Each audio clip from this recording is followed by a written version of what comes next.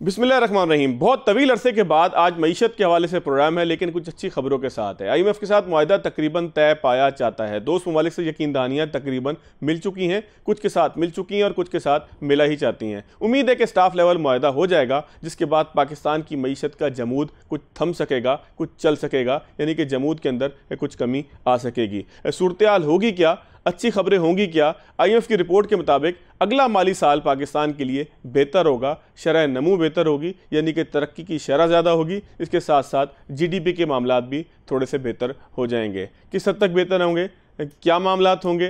कर्ज मिलने के बाद इस्लाहात का अमल कैसे होगा? टैक्स कलेक्शन के अंदर इस्लाहात का एक मामला हमेशा सुनते आ रहे हैं कि यहाँ पर पाकिस्तान के अंदर बराबरी नहीं है, मुझसे ज़्यादा टैक्स लिया जाता है, सामने वाले से कम लिया जाता है, या सामने वाले से ज़्यादा लिया जाता है और मुझसे कम लिया जाता है। इसके साथ साथ लोगों की एक शिकायत ये भी है कि जिसको टैक्स देना होता है उससे टैक्स इतना लिया जाता है कि जो टैक्स ना देने वाले का जुर्म है वो भी उसी से वसूल किया जाता है। तमाम मामलात के ऊपर बात करेंगे। हमारे साथ मौजूद हैं अशफाक यूसुफ तोला साहब, वज़ीर मुमलिकत हैं इस्लाहात के लिए टैक्स अमूर के हवाले से। तोला साहब, बहुत शुक्रिया आपके वक्त का। तोला साहब, ये फरमाइएगा कि IMF के साथ अब वायदे के अब हम करीब पहुँच गए हैं। आपका अगर पोर्टफोलियो देखा जाए तो इस्लाहात से मुताल्लिक है। ज़ाहिर इस्लाहात के बगैर ये मुमकिन नहीं हो सकेगा कि IMF प्रोग्राम से छुटकारा तवील मुद्दत में हम पा सकें। तो क्या इस्लाहात ऐसी आप मुमकिन तौर पर देख रहे हैं कि जिसकी वजह से हम ये कह सकें कि IMF का प्रोग्राम आखिरी नहीं तो चलो सेकंड लास्ट होगा? बिस्मिल्लाहिर्रहमानिर्रहीम। फवाद, बहुत बहुत शुक्रिया। बड़े अरसे के बाद मैं आज मीडिया पे आ रहा हूँ। सर, आप गायब और थे, हम गायब नहीं थे सर। देखिए, मुझे पता है, मैंने खुद ने जानबूझ के थोड़ी सी किनारा कशी रखी हुई थी, क्योंकि आपको पता है ये जो सवाल आज आपने किया, वही सवाल मुझसे 3 महीने पहले भी किया जाता तो मैं शायद कोई जवाब देने के काबिल नहीं होता। मगर आज अल्हम्दुलिल्लाह, अल्लाह के फजल से और उसके हबीब के सदके और इस माह मुबारक में मैं इस की जवाबदेही का कायल हो चुका हूँ और मैं आपको जवाब दे सकता हूँ। सबसे पहली बात तो ये है कि IMF के एग्रीमेंट को अगर आप देखेंगे, और आपके प्रोग्राम्स में हमने पहले भी ये डिस्कस किए हैं कि IMF के जो प्रोग्राम हमने जो 13 से 16 तक चलाया था, उसमें मैंने आपको पहले भी एक बड़े वसूख के साथ कहा था कि वो प्रोग्राम पाकिस्तान की तारीख के बेहतरीन प्रोग्राम, बल्कि दुनिया में बहुत कम ऐसे प्रोग्राम थे जिसकी तारीफ उस वक्त की IMF की MD क्रिस्टिना लगार्ड ने भी की थी। और आपको पता होगा कि उस वक्त आपकी करेंसी भी बड़ी स्टेबल रही थी। उस वक्त आपको पता होगा कि आपने उन दिनों के अंदर जब IMF के प्रोग्राम में आप थे, आपने कोई इन्वेस्टमेंट या कोई आपने मनी मैनेजमेंट, आपने फॉरेन एक्सचेंज मैनेजमेंट नहीं की थी, बल्कि इनफैक्ट आपने मार्केट से $1.8 बिलियन खरीद के स्टेट बैंक के रिजर्व में डाले थे। तो उस प्रोग्राम को अगर मैं देखूं, इस प्रोग्राम के साथ और उन मीटिंग्स को आज मैं मवाजना करूं इन मीटिंग्स के साथ जो अभी हुई हैं, मैं समझता हूं जमीन और आसमान का फर्क था। और ये फर्क इसलिए नहीं था कि कोई हम, मेरा ख्याल है, इसमें कोई लैग कर रहे थे। एक तो दुनिया के वसाइल और माशी हालात बहुत खराब है। दूसरा, आपको भी पता है कि जी हम जिस एग्रीमेंट के तहत इनके साथ डील कर रहे थे, ये एग्रीमेंट काफी डिफरेंट था। ये जो एग्रीमेंट था जो 2019 में इफेक्टिवली, अगर आपने देखा होगा, डॉक्टर अब्दुल हफीज शेख साहब और रजा बाकर साहब ने किया था, उसकी जो कंडीशंस थी वो इतनी सख्त थी, जिसमें अगर आप देखें तो आज भी, अगर आप देखें, अभी आप नेगेटिव इंटरेस्ट रेट में ऑपरेट कर रहे हैं। और उसमें सबसे बड़ा जो मसला था, आपने जो देखा होगा, स्टेट बैंक की आज़ादी का, ऑटोनॉमी का था। इसमें सबसे बड़ा मसला था आपका, अगर आपने देखा होगा कि जी इंटरेस्ट रेट जो है आपका, वो 1.5% over and above the CPI होगा। इसमें एक और मसला था कि मार्केट बेस्ड एक्सचेंज रेट के हिसाब से आप चलेंगे, और ऐसी काफी कदगने थी आपके ऊपर जिसको आपको संभालना बहुत मुश्किल था, बिकॉज कि आपकी जो मईशत है वो एक मुतवाजी मईशत या पैरेलल इकोनॉमी के सहारों पे खड़ी हुई है। ठीक हो गया। और इससे कोई दो राय नहीं है, ना आप इससे दो राय कर सकते हो, ना मुल्क का कोई भी मईशतदान या कोई मुझ जैसा तालिब इल्म इस बात की नफी नहीं कर सकता। मगर जब मैं अब आगे आता हूँ और जब हम इसको इवेल्युएट करते हैं, उस वक्त एक ब्लेसिंग इन डिस्गाइज आप समझ लें हमारे साथ हुई कोविड। कोविड में वो प्रोग्राम आपका भले हॉल्ट पे चला गया, बट आपको रैपिड फाइनेंसिंग मिल गई थी। रैपिड फाइनेंसिंग के सहारे आप चलते रहे और आपका पेरिस क्लब का आपका जो डेट था और अदर कंट्रीज का G20 का, वो सारा मोरेटोरियम पे चला गया था। बिल्कुल ठीक है। तो आपको जो फॉरेन एक्सचेंज की जो नीड थी ना, वो इतनी नहीं थी बिल्कुल, जिससे आपकी इंपोर्ट भी काफी कम थी, ऑब्वियसली आपकी एक्सपोर्ट्स भी काफी कम हुई। लकीली पाकिस्तान जब खुल गया और बांग्लादेश और वियतनाम और ये नहीं खुले, तो आपको एक एडवांटेज जरूर मिला था, एक्सपोर्ट में एक जंप आई थी। In the mean time, because of the circumstances, आपने एक एमनेस्टी, रियल स्टेट की एमनेस्टी दी उस वक्त के प्राइम मिनिस्टर मोहम्मद इमरान खान साहब ने, और उन्होंने खुद IMF के MD से बात करके एमनेस्टी को अप्रूव करवाया था। जो कि उस वक्त भी मैं हमेशा कहता था कि ये एस्क्रो अकाउंट के थ्रू आनी चाहिए थी और इसको मदर कदर आप ना करें। आज इमरान खान साहब ने खुद अपने एक इंटरव्यू में कहा कि जी ये बहुत बड़ी गलती थी और इनको मुझे एमनेस्टी नहीं देनी चाहिए थी। तो चले, मेरा पॉइंट तो प्रूफ हो गया। तो उस मद में आपके पास $4 बिलियन आया था। देखिए, IMF का जो प्रोग्राम है वो बड़ा सख्त प्रोग्राम था। इसके बाद जब आपने आपने मार्च, जब 2021 में जब आपने इनको दोबारा आपका जो रिव्यू हुआ था और हफीज शेख साहब ने काफी चीजें इनसे एग्री की थी और वो आपने इनको कंप्लीट नहीं की, तो उस रिव्यू के बाद हफीज शेख साहब वाज नो मोर देयर और उसके उनकी जगह शौकत तरीन साहब आ गए थे और रजा बाकिर साहब अपनी जगह मौजूद थे। जब इन दोनों की डीओ ने जब तय किया तो काफी चीजों पे उन्होंने एग्रीमेंट किए, और इसके बाद आपको पता होगा कि आपको IMF की एक ट्रांच इशू हुई थी, मिनी बजट आप लाए थे 22 के जनवरी में, और उस मिनी बजट के तहत आपने कुछ बेंचमार्क्स अचीव करने थे, जिसमें पेट्रोलियम सब्सिडी आपको खत्म करनी थी, पेट्रोलियम लेवी लगानी थी आपको, जो आपकी जो टैरिफ सब्सिडी है गैस की, जो टैरिफ सब्सिडी है आपकी इलेक्ट्रिसिटी की, वो आपको खत्म करने थे, और मार्केट बेस एक्सचेंज रेट आपको लाना था और इंटरेस्ट रेट में इजाफे करने थे। अनफॉर्चुनेटली हमने उन वादों को नहीं निभाया और हमने बिल्कुल उससे बिल्कुल इनकारी हो गए। अच्छा तोला उसके साहब, बाद एक मिनट अगर कता कलामी की इमादत आप मुझे 1 मिनट दे दें आप जी उसको। जी जो ट्रस्ट डेफिसिट आया उसकी कोई नजीर नहीं मिलती, और बिल्कुल उसके बाद से आज तक वो ट्रस्ट डेफिसिट था, है, और मेरा ख्याल है आइंदा भी रहेगा। तो उसके बाद वो अब हर शर्त के साथ वो ये कहते थे ये पहले अचीव करके लाओ फिर हम काम करेंगे, और अब आखिरी शर्त जो थी UAE की तो वो भी अब हो गई है। अब इंशाल्लाह देखें, स्टाफ लेवल एग्रीमेंट मेरा ख्याल है इस हफ्ते के अंदर हो जाएगा। बिल्कुल ठीक। लेकिन तोला साहब, मेरा मेरा एक सवाल है, असल में ज़िमनी इसमें सवाल है, क्या सिर्फ एक ही ऐसा मामला था कि जो इमरान खान साहब की हुकूमत दौरे हुकूमत में हुआ कि जिसकी वजह से आप कहते हैं कि ट्रस्ट डेफिसिट पाकिस्तान के हवाले से आ गया, और आज जो भी मामलात हैं वो सिर्फ उस पेट्रोलियम लेवी और वो जो शौकत तरीन साहब के मामलात थे उससे रिलेटेड है? देखिए, एक बात आप सुने, 2013 से 16 आपने प्रोग्राम कंप्लीट किया, आपको कोई कदगर नजर नहीं आई, बड़े हैप्पी आपकी एंडिंग हुई, सब कुछ आपने किया। आप जब 18 में दोबारा गए, 17 में कुछ आपने वॉलंटियर स्टेप्स ले लिए थे, 18 में मिफ्ता इस्माइल साहब वो फैसिलिटेट कर सकते थे। जब आपने गैप दिया और गैप के बाद जब आप गए, असद उमर साहब के दौर से जब गैप आया और फिर आप हफीज शेख साहब के दौर में जब आप करने गए, तो मेरा ख्याल है वो एक बहुत बड़ा गैप था, और उसमें जो आपने एग्रीमेंट किए थे आप उस पर अगर चलते रहते तो मेरा ख्याल है कोई प्रॉब्लम नहीं था। ये मामला आपका शुरू हुआ 2021 में मार्च में, जब हफीज शेख साहब की जगह शौकत तरीन साहब आए, और जब उन्होंने कहा कि नहीं जी हम इसको नहीं कर सकते, और आपको याद होगा शायद आपके चैनल में या किसी और चैनल में मैंने ये कहा था कि स्टेट बैंक ने जो फिगर दिए $8 बिलियन करंट अकाउंट डेफिसिट के, नामुमकिनात में से हैं, और वो 16 अरब से ऊपर होंगे, और अल्लाह के फजल ये हुआ, मेरी बात सच साबित हुई, 17.4 अरब हुए, और आपकी पूरी मीशत आज जो गुमगू का ये जो डगमगा रही है ना, उसकी सिर्फ वजह वही miscalculation on the part of the government थी। मैं आज आपको वसूख के साथ कह रहा हूँ, ये वही ट्रस्ट डेफिसिट वहां से ही जन्मा है, मार्च 21 से लेके ये इवेंट चलते रहे, और अब जाहिर बात है जब आप उनको कोई भी चीज देते हैं तो वो एग्रेवेट ही हो रहे हैं, वो सबसाइड नहीं हो रहे। तो लेकिन तोला साहब देखिए ना, एक आप अपना बड़ा क्रेडिट देते हैं इसाक डार साहब को कि उन्होंने एक IMF का प्रोग्राम भी मुकम्मल किया, उनके IMF से ताल्लुकात भी बहुत अच्छे थे। तो डार साहब के आने के बाद ये ख्याल पैदा हुआ था कि अब मामलात शायद उस तरीके से नहीं होंगे कि जहाँ IMF हमारी बात नहीं सुन रहा या IMF हमारे साथ सख्त रवैया कर रहा है। निस्बतन नरम रवैया हो सकता था या निस्बतन नरम शर्तें हो सकती थी, लेकिन हमने देखा कि डार साहब से उन्होंने सबसे ज़्यादा जो है वो सख्त रवैया रखा। इसका क्या सबब था? देखिए, मैं समझता हूँ ना डार साहब से सख्त रवैया था, ना शौकत तरीन से था, ना मिफ्ता इस्माइल से था।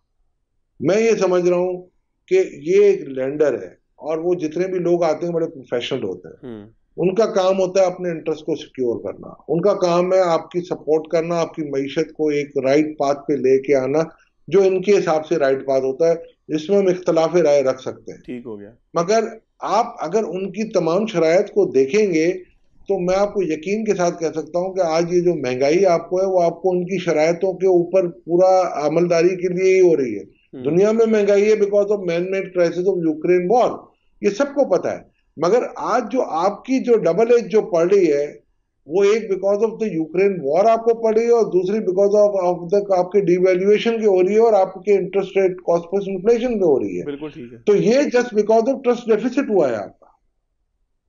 बिल्कुल ठीक है। अच्छा तुला साहब, ये फरमाइएगा कि इस वक्त जो सूरत हाल है पाकिस्तान की इकोनॉमी की, इसको आप किस तनाजुर में देख रहे हैं? अब क्या होगा, यानी कि मैंने आपसे पूछा है कि एक तो इस्लाहात आप क्या कर रहे हैं ताकि हम IMF के प्रोग्राम में आइंदा दोबारा ना जाएं। दूसरी बात ये भी फरमा दीजिएगा कि अब जाहिर है कि तकरीबन अब स्टाफ लेवल का मुआहदा होता है, तो 1 महीने के अंदर अंदर उम्मीद है कि सारे मामला तय पा जाएंगे। ये फिर आगे बजट है, बजट के बाद अब ये मामला आगे चलते हुए दिखाई कैसे दे रहे हैं आपको? देखिए, आपका मेरा ख्याल है जून तक ये प्रोग्राम है और प्रोग्राम खत्म हो जाएगा। एक इशू आपका ये है, मैं आपको बताता हूँ। मईशत लोकल बॉयंसी आपकी इकोनॉमी की कोई प्रॉब्लम नहीं है। आपने भी देखा होगा, आप ये रमजान मुबारक का महीना है, मुबारक महीने में आप देखें जरा रेस्टोरेंटों पे या रात को रश देखें शॉपिंग सेंटर में इस मरतबा रश में कमी आई है। आपकी जो कैपिटल गुड्स की जो आपकी बाइंग है, या जो इंपोर्ट रिलेटेड गुड्स है उनकी बाइंग है, उसमें आपकी बड़ी तकलीफें हैं, और मैं समझता हूँ ये रहेंगी 2-3 महीने। मुझे ये मईशत 2-3 महीने, तब तो साहब 2-3 महीने में तो काम चल जाएगा, लेकिन ये तवील तो नहीं होगा मामला? मेरे अंदाजे के हिसाब से, मैंने आपको वैसे ये कह दिया कि मेरा अपना अंदाजा है, कोई हुकूमत की तर्जुमानी के तौर पर मैं नहीं कह रहा, ये मेरा अपना एक इंडिपेंडेंट व्यू है इसके ऊपर। मगर मैं आपको असलात की जहां तक बात करते हैं, तो आपको ये पता होना चाहिए कि जब 13 से लेके 17 तक या 18 तक हम कोशिश कर रहे थे कि 1-1% टैक्स टू GDP में इंक्रीज करते जाए, और क्योंकि करेंसी आपकी स्टेबल थी, आपके बिजनेसमैनों को अंदाजा होता था, वो अपना प्रोजेक्ट लगाते थे, और काम काफी अच्छा, इकोनॉमी की आपकी ग्रोथ आ रही थी, सीपैक भी आपके साथ आ रहा था। जब आपका सीपैक 4 साल तक हॉल्ट रहेगा, तो मैं नहीं समझता कि कोई ऐसी चीज होती है कि जहां पर आप इमीडिएटली एक, जिसको आप कहते थे कि हमारे लिए ये गेम चेंजर है, गेम चेंजर जब आप बंद कर देंगे तो फिर तो आपका गेम चेंजर नेगेटिव में आ जाएगा। इस्लाहात की जहां तक आपने बात की है, आपको डेफिनेटली इस्लाहात करनी पड़ेंगी। सबसे बड़ी इस्लाहात है टैक्स रिफॉर्म्स की। आपकी जो टैक्स रिफॉर्म्स की हमने जो 16 में जो रिपोर्ट दी थी डार साहब को, उसमें अगर सही मायनों में इन 4-5 सालों में अगर अमलदारी हो जाती, मैं ये इस हुकूमत को सिर्फ ब्लेम नहीं करूंगा, पिछली हुकूमत में भी एक माइंडसेट है, आपको भी पता है, मुझे भी पता है, आज भी मैं काम कर रहा हूं तो मुझे काफी कदगने नजर आ रही है, मुझे स्पेस नहीं मिल रही होती है। जाहिर है इस्लाह करने के अंदर तुला साहब अब जो है वो कदगने आती हैं, मामला रुकावटें आती हैं। मैं एक ब्रेक लेता हूँ, ब्रेक के बाद दोबारा आपकी तरफ आता हूँ। क्या कदगने आ रही हैं, क्या इस्लाहात हो रही हैं, क्योंकि ये मेरा सवाल रह जाएगा अगर इसको जो है वो मैंने दोबारा ना पूछा या इसके ऊपर एम्फेसाइज नहीं किया। ब्रेक के बाद दोबारा आते हैं। ब्रेक के बाद खुशामदीद। तुला साहब, बात हो रही थी इस्लाहात की। IMF से छुटकारा अगर पाना है तो इस्लाहात ज़रूरी हैं, टैक्स निज़ाम में भी ज़रूरी हैं, बल्कि पूरे इकोसिस्टम के अंदर ज़रूरी हैं। आप क्या इस्लाहात कर रहे हैं? देखिए, हमारी तो सिर्फ टैक्स रिफॉर्म्स की हद तक नहीं है, रेवेन्यू मोबिलाइजेशन की तरफ। आपके यहाँ पता है आपके टैक्स की इनइक्वालिटीज बहुत है फवाद। आप जो पे कर रहे होगे टैक्स, आपके बराबर कमाने वाला अगर कोई और फील्ड के अंदर है तो वो मुमकिनात में से ये है कि वो कम टैक्स पे कर रहा होगा। बिल्कुल ठीक। तो ये ऑब्वियसली इनइक्विटी है, जो एक कुदरती निजाम है, इसको इक्विटी इन टैक्सेशन को जिसको हम कहते हैं, कैनन ऑफ टैक्सेशन, इसमें सबसे पहला इक्विटी होता है। तो इक्विटी नहीं है तो कुछ भी नहीं। तो मैं ये समझता हूँ सबसे पहले हम जो चीज कर रहे हैं उसमें इक्विटी के लिए हम कर रहे हैं कोशिश, कि किसी भी तरीके से निजाम में इक्विटी आनी चाहिए।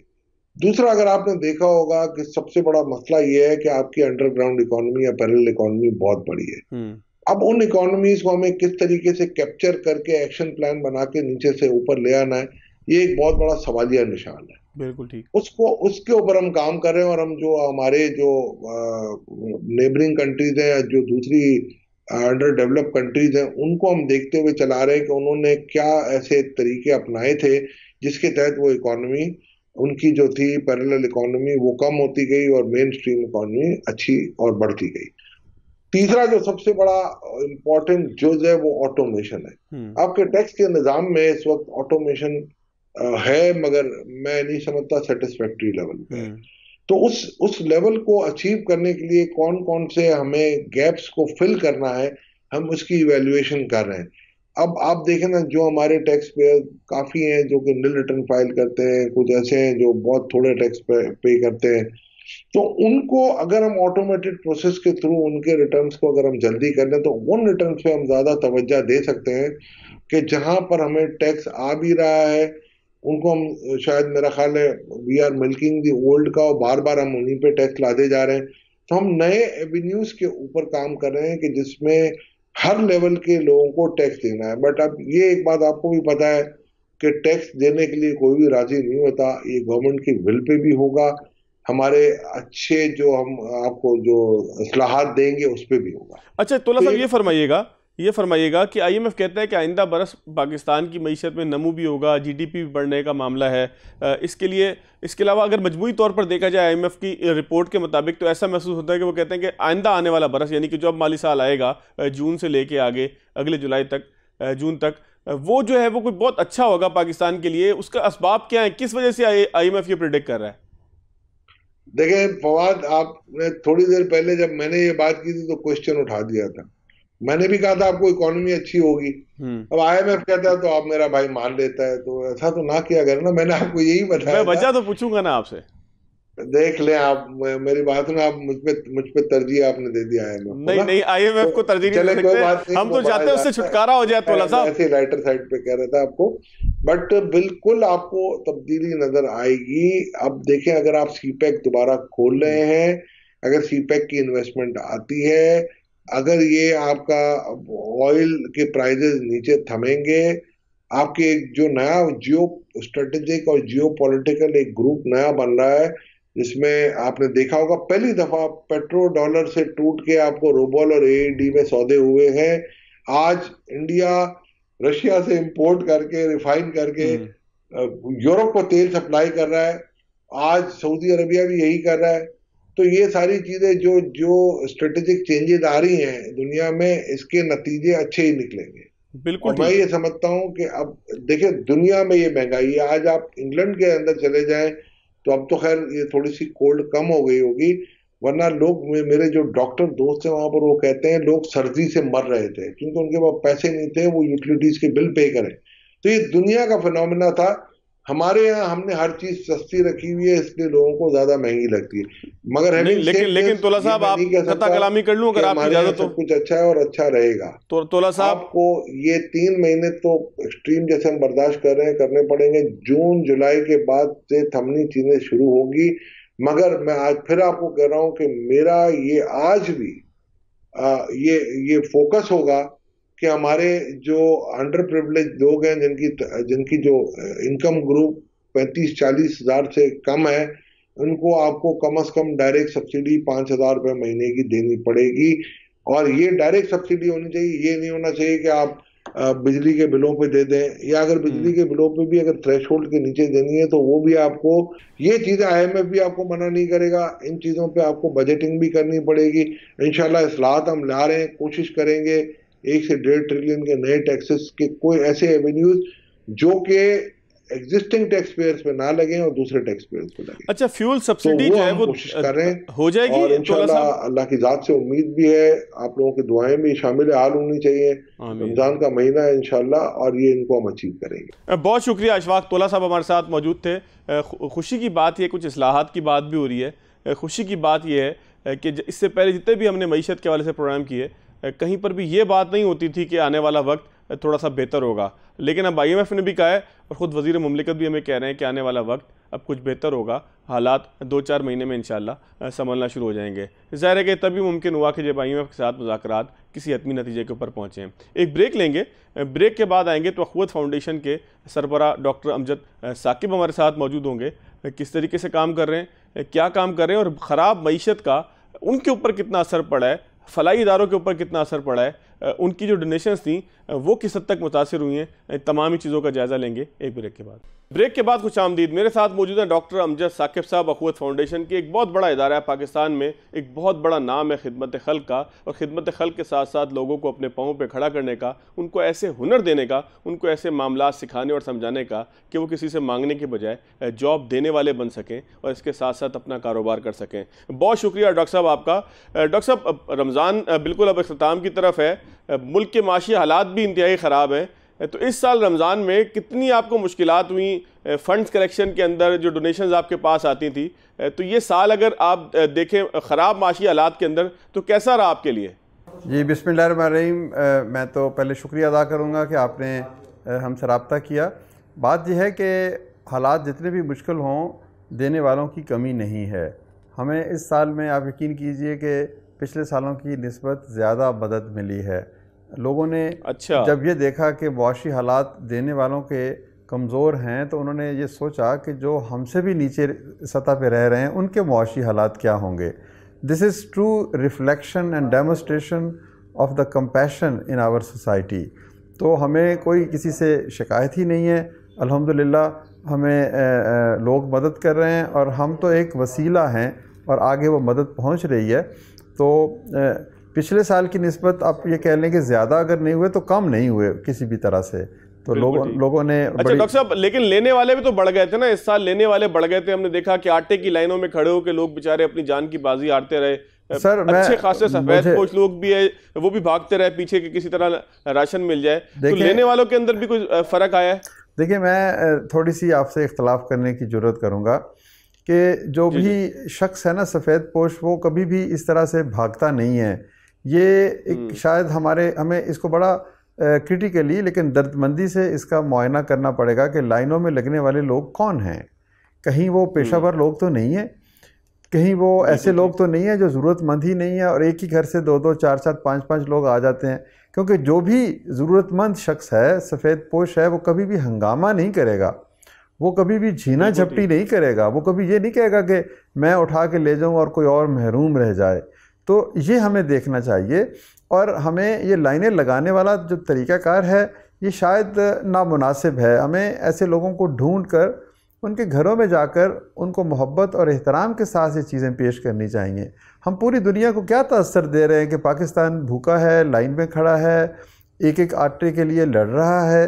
तो ये पूरा निज़ाम को मुनज़्ज़म करने के लिए हमें कुछ और तरीके इख्तियार करने चाहिए। लाइनों में लगकर जो है वो जो पैसे देने हैं लोगों को या चीज़ें देनी हैं, ये मैं समझता हूँ कि ये इज़्ज़त नफ्स के मुनाफी है। तो बहरहाल ज़रूरत बढ़ी है लोगों की, लेकिन उसके साथ साथ देने वाले ने भी और हुकूमत ने भी बढ़ चढ़ कर इसमें हिस्सा लिया है, देने वाले भी दे रहे हैं। तो मैंने हज़ारों लोगों को देखा है जो अफ्तारियाँ भी माशाल्लाह कर रहे हैं, उनको राशन भी मिल रहा है, उनको कुछ रकम भी मिल रही है। ये एक अलहदा बात है कि क्या हम हिर्स और लालच के उस मुकाम पे पहुंच गए हैं कि मुस्तहक ना होते हुए भी हम लाइन में खड़े हो जाते हैं। तो इन सवालों को ज़रा सोचना चाहिए। मैं किसी के ऊपर इल्ज़ाम तराशी नहीं कर सकता, ना करना चाहता हूँ, लेकिन मैं ये कहता हूँ कि हमें बहसीत कौम ये भी देखना है कि मांगना जो है वो हमारी दीनी रवायत के भी मुनाफी है। अल्लाह ताला के ऊपर भी तो तवक्कल करना चाहिए। बिल्कुल ठीक है डॉक्टर साहब, लेकिन बेरोज़गारी सोसाइटी के अंदर बढ़ी है और आपका काम भी जो है वो माइक्रो फाइनेंसिंग है, छोटे कर्जे फराम करना है। तो उसके अंदर जो ज़रूरतमंद थे, चलें उसको एक तो मांगने वाले हैं, लेकिन कुछ ज़रूरतमंद हैं जो सफ़ेद पोश हैं, जो अपना कारोबार करना चाहते हैं, जिनको छोटे कर्जे दरकार हैं, जिनके लिए आप जिनके दस्ते बाजू बन सकते हैं। तो इस साल अगर हम जायज़ा लें, क्योंकि हालात काफ़ी ख़राब हैं, बेरोज़गारी भी बढ़ी है मुल्क के अंदर, महंगाई का फैक्टर भी है, तो आपके पास भी डिमांड बढ़ी है कोई सारी सूरत हाल की जो इमदादी मामलात आप करते हैं? फिर सैलाब का मामला भी एक रहा है हमारे साथ। जी हाँ, देखें सैलाब में भी अल्हम्दुलिल्लाह बहुत सी ज़रूरियात थी, लोगों ने मांगा नहीं बल्कि अच्छे लोग खुद चलकर उनके इलाकों में गए, उन्होंने अपने दोस्तों को, भाइयों को गले लगाया। अब जो मुआशी सूरत हाल है, जो बेरोज़गारी की तरफ आप इशारा कर रहे हैं, वो दुरुस्त है, लेकिन फिर भी एक ख़ास सतह पर कारोबार चल रहे हैं। हमारे पास दरख्वास्तें जो हैं वो कर्ज़ हसन के लिए पहले साल की निस्बत ज़्यादा आ रही हैं। अच्छा, अब ये इसको एक दोहरी अंदाज में देखा जा सकता है। अगर कर्ज हसन की कारोबार के लिए दोबारा ज़्यादा दरख्वास्तें आ रही हैं तो इसका मतलब यह है कि निचली सतह पर कारोबार भी चल रहे हैं। तो अब हम इसको किसी और तरह से कह सकते हैं कि लोग ज़रूरतमंद हैं इसलिए पैसा लेंगे और वो पैसे को मिसयूटिलाइज़ करेंगे। लेकिन बहरहाल हमारा निज़ाम अभी तक तो अल्लाह के ताला के फजल करम से 100% रिकवरी भी आ रही है। गोया जो लोग कारोबार के लिए या छोटे कारोबार के लिए कर्जा ले रहे हैं वो कमा रहे हैं तो आपको रिकवरी दे रहे हैं ना जी।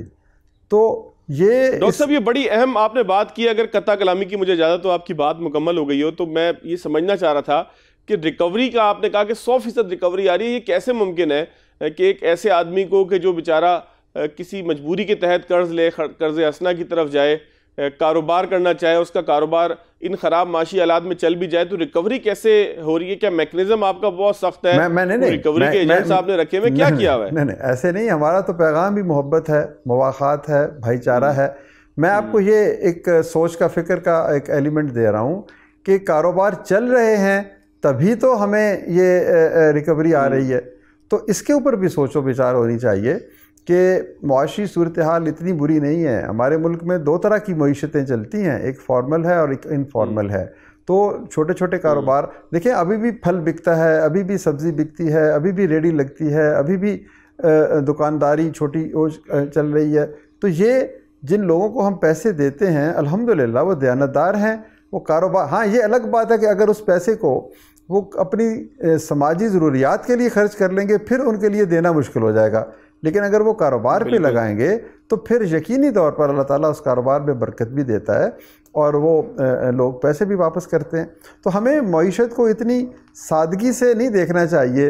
ये इसके अंदर बहुत सारे आपकी, मैं एक और बात भी कहूँगा कि ये देखें, हमारा मामला जो है ना, ये सिर्फ मुआशी नहीं है, हमारा मामला जो है वो इखलाकी भी है कि क्या हम इखलाकी असूलों की पासदारी करते हैं, क्या हम जायज़ मुनाफा लेते हैं, क्या हम रिज़्क़ हलाल कमाना चाहते हैं, क्या हम अपनी ज़रूरत से ज़ायद की तवक्को करते हैं या नहीं करते। तो ये लाइनों में लगना, ये भिखारी कौम को बनाना और फिर उसके बजाय एक बाइज़्ज़त कारोबार देना और फिर एक ऐसी इकनॉमिक इन्वायरमेंट क्रिएट करना जिसमें कारोबारों को आगे बढ़ने का, इजाफा होने का मौका मिले, तो ये एक इनेबलिंग इन्वायरमेंट क्रिएट करना। तो इन सारे मामलात के बाद में हमें कोई फ़ैसला करना चाहिए कि हम भिखारियों की कौम है या मेहनत करने वालों की कौम है। अच्छा डॉक्टर साहब, आप छोटे कारोबार के ऊपर बड़ी तवज्जो देते हैं कि लोग अपना कारोबार करें बजाय इसके कि जो है वो कोई सपोर्ट प्रोग्राम लेकर जो है वो कहीं ना कहीं आराम से निकट्टू बनकर बैठ जाएं। तो इस हवाले से ज़ाहिर है कि एजुकेट करना भी एक बहुत बड़ा मामला है कि लोगों को जो आपके पास आएँ, इमदाद के लिए आएँ। ज़ाहिर है कि आसान इमदाद तो यही लगती है कि आप चेक बना कर दे दें या कैश दे दें और लोग जाकर उससे अपनी ज़रूरत की चीज़ें ख़रीद लें। थोड़ा सा मुश्किल लगता है कारोबार शुरू करना। तो एजुकेट करने का मामला भी करते हैं आप लोग? जी, ऐसे ही कहते हैं। हम लोगों को कहते हैं कि देखो भाई, आपने भिखारी नहीं बनना बल्कि आपने अपने पाँव पर खड़े होना है, अपनी मेहनत करनी है, क्योंकि हमारे दीनी रवायात के मुताबिक भी लेने वाले हाथ से देने वाले हाथ अच्छा है।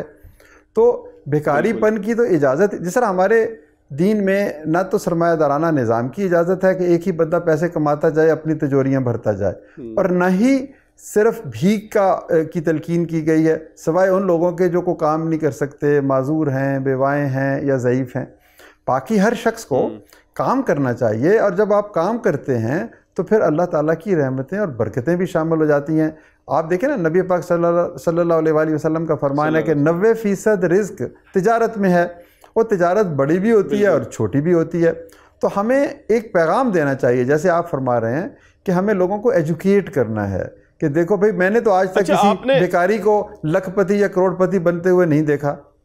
काम करोगे तो फुटपाथ से उठ के। एजुकेट करने की बात की, एजुकेट करने की बात की तो आपका सफ़र जो है वो शुरू हुआ था छोटे कर्ज़ों से, लेकिन जहाँ तक मेरे पास मालूमात हैं, जहाँ तक मैंने थोड़ा सा आपके बारे में जानने की कोशिश की, तो आप यूनिवर्सिटी का भी एक प्लान रखते हैं। तो एक बड़ी सतह पे मैक्रो लेवल के ऊपर भी आपने फैसला किया है कोई यूनिवर्सिटी बनाने का। कैसे बनाएंगे, क्या करेंगे उसमें? उसमें भी सर आप जैसे लोग जो हैं इस पैगाम को आम करेंगे और फिर देने वाले आगे आएंगे।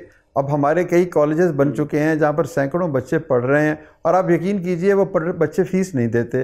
वो कहते हैं कि हम 10 साल बाद फ़ीस देंगे जब हम इस काबिल हो जाएंगे कि फ़ीस अदा कर सकें। तो ये लॉन्ग टर्म कर्ज़ हसन है। यानी उन लोगों को भी ये एहसास नहीं है कि हम मुफ्त पढ़ रहे हैं। वो इस पूरे निज़ाम का हिस्सा बन रहे हैं कि आज मेरे पास पैसे नहीं है, मैं पढ़ रहा हूँ, कल मैं फ़ीस दूंगा, इससे एक और बच्चा पढ़ जाएगा। तो ये निज़ाम सारा का सारा हमारा जो है वो कर्ज़ हसन, इखलाकियात, दीनी रवायत और मवाख़ात की मज़बूत बुनियादों पे खड़ा है। इसीलिए लोग जो हैं वो कर्ज़ लेके दुरुस्त इस्तेमाल करते हैं हमारी तरफ से और फिर वो वापस भी करते हैं। तो हम एक ऐसे मुआशरे की तश्कील के लिए कोशा हैं जिसमें ना सरमायादाराना निज़ाम हो और ना किसी को लाइन में लगना पड़े, इज़्ज़त और वक़ार के साथ ज़िंदा रहे, ख़ुद भी और दूसरों को भी, अपने ख्वाब भी पूरे करे, दूसरों को भी। तो हमने छोटे कर्ज़ों से ये जो तालीम की तरफ अपना सफ़र आगे बढ़ाया है। और अब हम हाल ही में हमने एक और काम किया, हम कहते हैं कि 20-25 हज़ार बच्चों को हम आईटी की ट्रेनिंग देंगे। आप यकीन करें, अगर 25 हज़ार बच्चों को आप आईटी की ट्रेनिंग दे के कारोबार करवा दें या उनको वो रेलेवेंट इंडस्ट्री से मुंसलिक कर दें तो वो $1 बिलियन का ज़र मुबादला कमा सकते हैं। तो अब ये रास्ता आसान, $1 बिलियन, 25 हज़ार बच्चों को जिन्होंने आईटी की तरबियत थोड़ी सी ली हुई है उनको और स्किल्स दे दें तो वो प्रोफेशनल बनकर। तो अब आप मुझे बताएं कि इन 25 हज़ार की बदौलत अगर $1 बिलियन का ज़र मुबादला आ जाए तो फिर आपकी गुर्बत में कितनी कमी आएगी, खुशहाली का रास्ता इज़्ज़त और वक़ार से कैसे आगे बढ़ेगा। तो हम तो यही कहते हैं कि इस ईद के मुबारक मौका पर और उससे पहले रमज़ान की बरकतों को हासिल करने के लिए आप किसी को भिखारी ना बनाएं, उसको एक आईटी की तालीम के लिए इतने पैसे दे दें कि वो अपने पाँव पे खड़ा हो जाए और ख़ुद देने वाला बन जाए। तो ये एक बिल्कुल ठीक है। डॉक्टर साहब एक आखिरी चीज़ फरमाइएगा। अभी हालिया बारिशों में सुना है गंदम का बड़ा नुकसान हुआ है जनूबी पंजाब में और सिंध के कुछ अजला के अंदर जहाँ बारिशें हुई हैं, तो आप लोग फौरी तौर पर भी कुछ इमदाद की तरफ जाते हैं, कुछ ऐसी इमदाद की तरफ भी जाते हैं कि जो काश्तकार हैं उनके मामलात को बेहतर कर सके, उनको बीज या उनकी फसल का नुकसान पूरा करने के लिए, अगली फसल लगाने के लिए उनको सपोर्ट कर सके? जी बिल्कुल, हमारा एक ज़रूरी कर्ज़ों का भी प्रोग्राम है और उसके हवाले से भी हम लोगों को छोटे कर्ज़े देते हैं और वो हर फसल के हवाले से होते हैं। तो इस गंदम की फसल में अगर किसी का नुकसान खुदा न खास्ता हुआ तो हम चाहेंगे कि अगले वो चावल की फसल के लिए या और सब्जियों के लिए हमसे वो कर्ज़ हसन लेके फिर से अपने पाँव पे खड़ा हो। यानी ये देखिए ना, ये तो मुख्तलिफ मुश्किलात तो हर शख्स को आती हैं, एक बड़े सरमायादार को भी आ सकती हैं, एक छोटे कारोबारी को भी आ सकती हैं, किसान को भी आ सकती हैं। इसका हल एक म्यूचुअल सपोर्ट सिस्टम है, इसका हल मवाख़ात का एक निज़ाम है जिसमें मैं एक भाई की मदद करूं, आप एक भाई की मदद करें और उसको भाई बनाकर मदद करें रफ़ाकत के साथ। ये नहीं है कि उसको हमने भिखारी बनाकर लाइन में खड़ा कर देना, इससे कौमें तामीर नहीं होती। बिल्कुल ठीक है डॉक्टर साहब, मैं मुत्तफ़िक हूँ आपकी उन तमाम बातों से कि जो कौम को बनाने के लिए और ख़ास तौर पर पाकिस्तान की मईशत को चलाने के लिए, जिस तरह से मईशत के हवाले से हमने प्रोग्राम के इब्तिदा में गुफ्तगू की, तो मैं इस बात से बिल्कुल अब डॉक्टर साहब की गुफ्तगू के बाद मुत्तफ़िक हूँ कि अगर मईशत आपने चलानी है, पाकिस्तान को कर्ज़ों के बोझ से निकालना है, IMF के चुंगल से निकालना है, ये सारा ख्वाब उसी वक्त शर्मिंदा ताबीर होगा कि जब हम सब मिलकर मवाख़ात करेंगे, अख़ुवत के साथ आगे बढ़ेंगे। और डॉक्टर साहब का विज़न जो है उससे इत्तफ़ाक़ की वजह भी यही है कि ये विज़न मुल्क को एक ऐसी जानिब ले जाएगा कि जहाँ पर उन तमाम ख्वाबों की ताबीर हमें मिल सकेगी कि जो हम आज़ाद और ख़ुद मुख्तार पाकिस्तान के देखते हैं। आज के प्रोग्राम से याद दीजिएगा। अल्लाह हाफ़िज़।